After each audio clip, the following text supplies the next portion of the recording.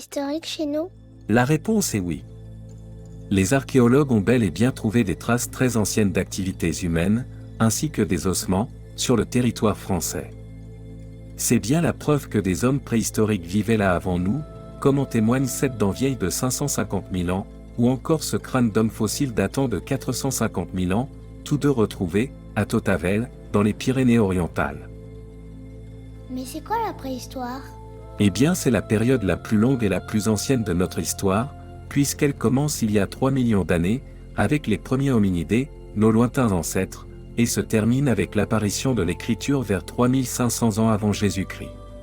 Pour pouvoir connaître la vie des humains à cette époque, les archéologues organisent des fouilles, à la recherche de traces, qu'on appelle des vestiges et les historiens les étudient. De nombreuses découvertes majeures ont été faites dans des grottes, comme la grotte de Tautavel dans les Pyrénées-Orientales, la grotte Chauvet en Ardèche ou encore celle de Lascaux en Dordogne. Ainsi la découverte d'outils complexes nous permet de savoir à quel stade d'évolution l'être humain se trouvait à tel moment. Et nous sommes bien souvent surpris de voir qu'ils étaient beaucoup plus intelligents qu'on ne le pense.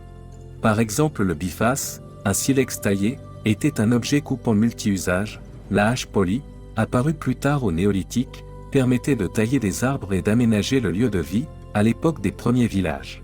En collectant et en étudiant ces vestiges, les spécialistes découvrent le mode de vie de nos ancêtres et la manière dont ils ont évolué. On sait donc qu'au Paléolithique, les humains étaient des chasseurs-cueilleurs nomades, ce qui signifie qu'ils se déplaçaient souvent. Ensuite, au Néolithique, ils se sont sédentarisés, c'est-à-dire qu'ils ont construit des habitats fixes.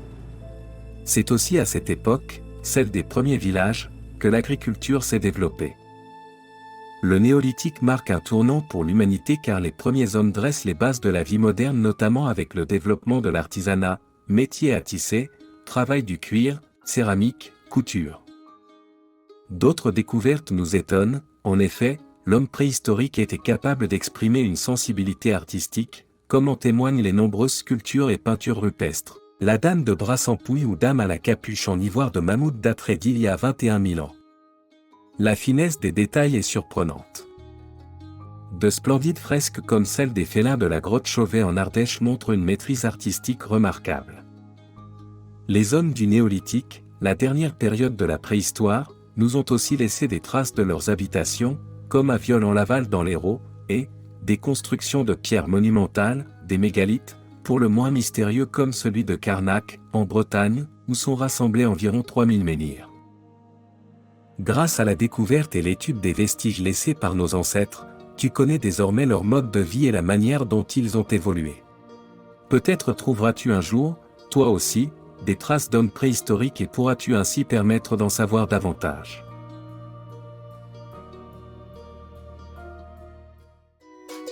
Retrouve-nous pour en savoir plus sur l'histoire de France avec des séquences complètes. La vidéo, la fiche de préparation, le questionnaire, les exercices, la leçon et l'évaluation. Utilise les liens dans la description ou directement sur passeeducation.fr.